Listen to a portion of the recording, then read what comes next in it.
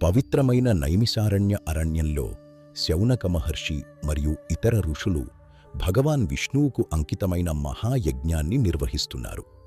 ఆ సమయాన తీర్థయాత్రలో ఉన్న సూత మహర్షి అక్కడికి చేరుకున్నారు.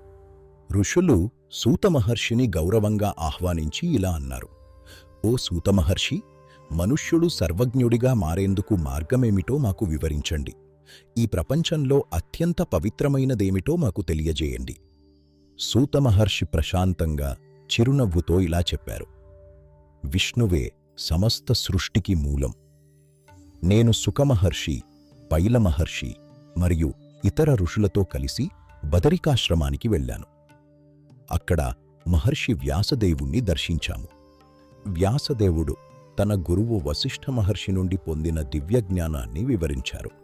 వశిష్ఠ మహర్షి ఈ మహాపురాణాన్ని స్వయంగా అగ్నిదేవుని నుండి గ్రహించారు.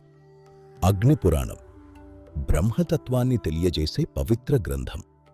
ఈ పురాణంలో భగవంతుని అవతారాలు, ధర్మం, యజ్ఞాలు, శివారాధన, నక్షత్రాలు, రాజధర్మాలు వంటి అనేక దివ్య విషయాలు ఉన్నాయి. ఈ మహాపురాణంలో శ్రీరాముడు, శ్రీకృష్ణుడు వంటి విష్ణువు అవతారాల మహిమను వివరించారు.